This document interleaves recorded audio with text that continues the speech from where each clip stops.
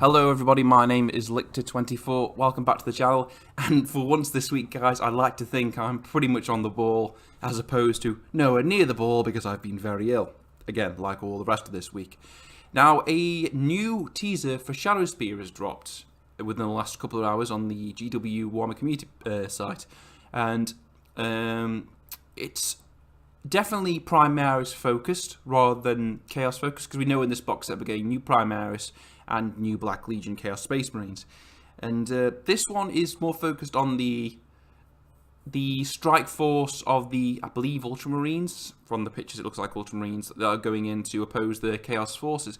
And we pick up one or two little tidbits, or we could glean one or two bits of information from this video. Namely, the nature of the Space Marines mission, the possibility of new models we'll be getting in there. In fact, it's going to be a definite new model that will be in the box set that we haven't seen so far teased, and the nature of the opposition that they're going up against. Namely, what kind of forces the Chaos Space Marines will be utilising, and potentially an interlude into something else, but that's I'll come to that in a bit, but that's really high pie, really blue sky thinking there. First off, the nature of the ooh, my phone's just gone. Never mind, ignore that. The nature of the Primaris missions. From the start of the video, it goes on about the main gaffer there, the librarian, goes on about the nature of the mission and how, through Crawl's genius and his will, that they've stayed concealed for their mission on Vigilus.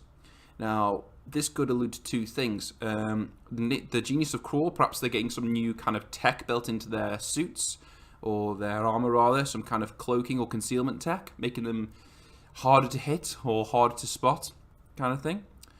And perhaps he, as a special character, because I do believe he will be a named character, will have access to certain unique powers, psychic powers, that will allow him to conceal himself and the other units around him, perhaps making it harder for them to shoot, like a neg 1 penalty, that kind of thing, which would be interesting. Secondly, we can see from this particular screenshot here of what looks to me like a new model that we haven't seen teased yet. As you can see on the left there, we've got one of the fast-moving jump pack guys.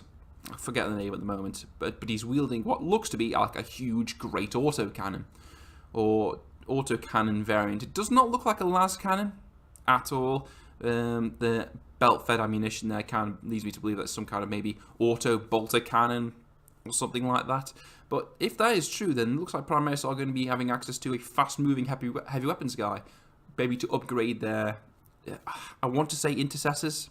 I want to say that. Don't know for sure, but I want to say intercessors. Just correct me if I'm wrong in the comments, guys. But it looks like we'll be upgrading their intercessors with like a fast-moving heavy gunner, which would be interesting to give like them a new dynamic sort of battlefield role. Because with their included, I don't know if they can have any other heavy guns at the moment. Because as far as I was aware, they only had like the plasma or the bolt like pistol guns. So this might give them a new tactical twist, which could be very interesting and very appealing to Primaris players, I'd imagine. Secondly, or rather second or third, the thing that was mentioned in the video was the nature of the enemy they will be facing.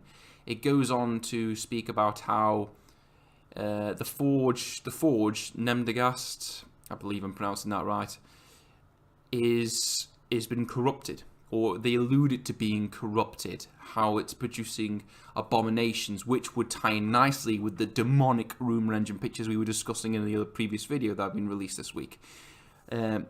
Which would lead me to believe that the rest of the forces, and also it does go in well with what we've seen so far with Shadowspear, the Chaos side, with the Obliterator and the new Spider tank. Perhaps this forge is being corrupted or possessed or whatever you want to call it, and is now being used to create unholy like fusions of flesh and metal, like demonic fusions. And this on Vigilus, I'm assuming it's on Vigilus. Oh wait, no, my mistake. It's not on Vigilus. It's in the Vigilus system, which could be really, really bad for everyone if this forge continues to pump out horrible machinations. I mean, you can see from the picture there all the demonic entries and flames going up everywhere.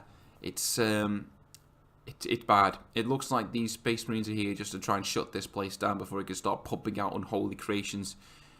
Which would lead me to think, or lead many people to speculate, could this be an interlude? Now, this is really reaching. I mean, it's an option, but it's really reaching, guys. I mean, I don't personally believe it, but I can imagine some people will start to say this.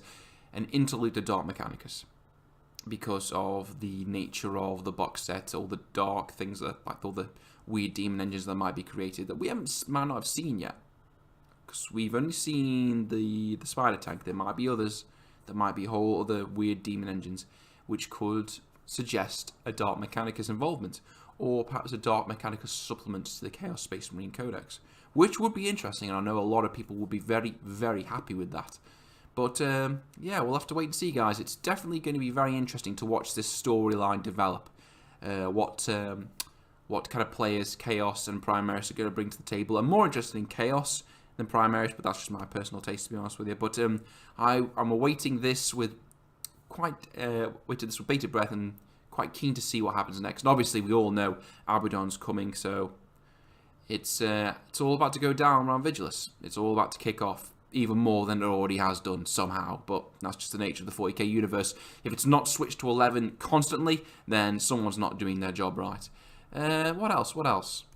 Ah, yes, we've also had Forgeworld previews or teasers. Now, I know these images have been around the internet for a while. I think they did a preview at an event some time ago. But these just come on the community site, and a preview from Forgeworld. The Night Lords, which I've always been quite a big fan of. They're basically space Batmen, and there's nothing that you can't really like about that. I mean, if you could take Dark and Brooding Batman and just jack him up to 11, as like I just said, then you can pretty much fit him in any army in the Warhammer 40k universe. It could be Dark Angels, but Night Lords, I like to think he would fit in quite nicely with the old aesthetic. I mean, the first picture there, we've got two Praetors. I think they're called Praetors. With a chained spear, looking very much like a dark, sinister version of a space Batman there. Like lots of skull motifs, skull hanging from the chains. I like the way the non-helmeted version of him is like a horribly jagged, scarred face. That's pretty nice. Yeah, that's pretty good. The pose, I'm not too sure about. I reckon that spear could have been held sort of like back a bit more, like it looks like he's struggling to sort of lift it, like it's really heavy. That's probably not the intention they were going for, but I reckon they could have like held it further back, sort of like he's coming up for a swing, or twist the blade the other way so he's coming out of a swing. That would have been a more dynamic pose, I think. But it's a nice model, nice and detailed, as you'd expect from Forgeworld at this point. Now, the Terminator, now that's the good one here.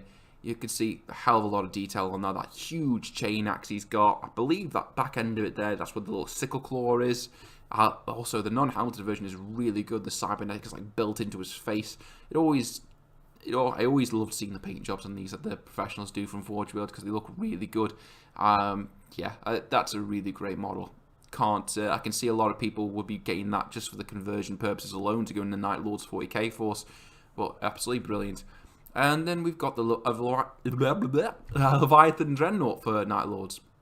Again, the paint job is amazing. All the lightning and whatnot going on there. The big claws and the torso that's been nailed to the face. Obviously, the Night Lords are shock and terror tactics in the lore. And, well, this would probably do the trick.